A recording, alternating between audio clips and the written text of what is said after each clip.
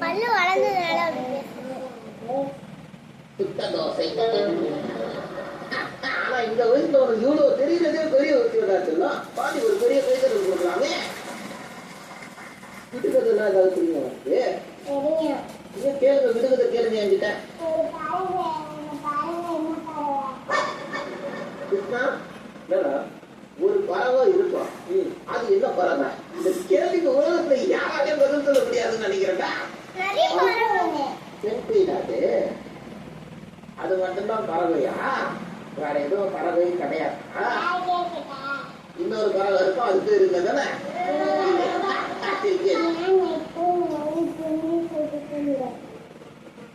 நல்ல தூக்கம் வரணும், நல்ல கனவுலாம் வரணும், அதுக்காக அப்படி சொல்றோம்.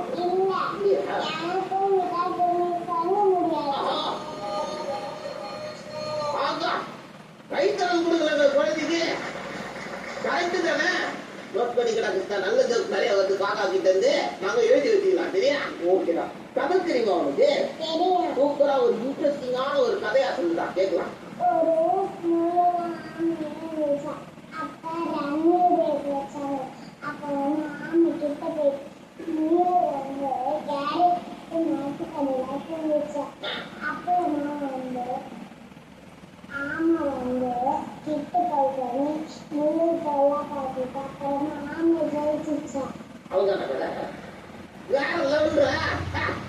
இந்த கதையில இருந்து நம்ம என்னடா தெரிஞ்சுக்கணும்?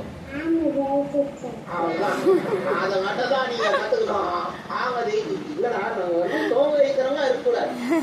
முயல் கட்டியா வேகமா போயிட்டு திவரா தூங்கிச்சுங்க. தூங்காம இருந்தா ஈஸியா விட்டா இருக்குங்க. அவன் கட்டியா விடாமுயற்சியா கடைசி வரைக்கும் போயிட்டு ஜெயிச்சுட்டு விடாமுயற்சியாவும் இருக்கணும். சோம்பேறித்தனமாவும் இருக்கக்கூடாது. சரியா? பரவாயில்ல, குழந்தைக்கு இவ்வளவு புரியுதுடா. பெரிய கைத்தறல் கொடுக்கலாங்க குழந்தைக்கு. எத்தனாவதுடா படிக்கிறீங்க?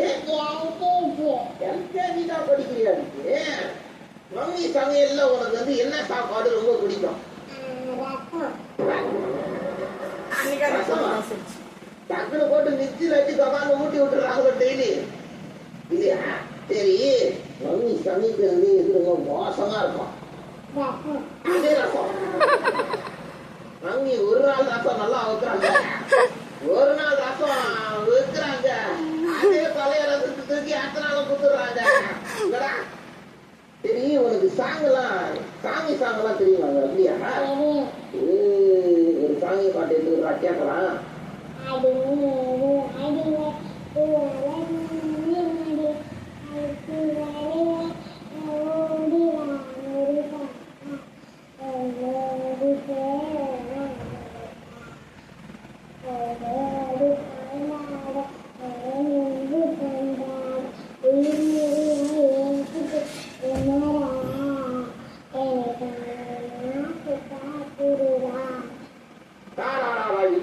கிளாரிட்டியா பண்ணா குழந்தை. ஒரு பெரிய கைத்தறல் கொடுக்குறாங்க குழந்தைக்கு.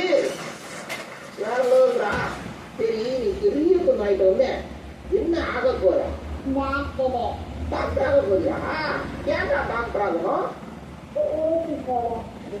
ஊசி போடவா? யாருக்கு? ஏன்டா எனக்கு ஊசி போடணும்னு டாக்டர் ஆகணும்னு நினைக்கிறீங்க? சரி, டாக்டர் ஆயிட்டு நான் உடம்பு சரியில்லாம வரவங்களுக்கு தான் ஊசி போடணும். சரியா? பேசுறடா, நீ ஒரு பெரிய கைத்தறல் கொடுக்கலாம்ல குழந்தைக்கு. ரொம்ப அழகா பேசுறீங்க. தொடர்ந்து நிறைய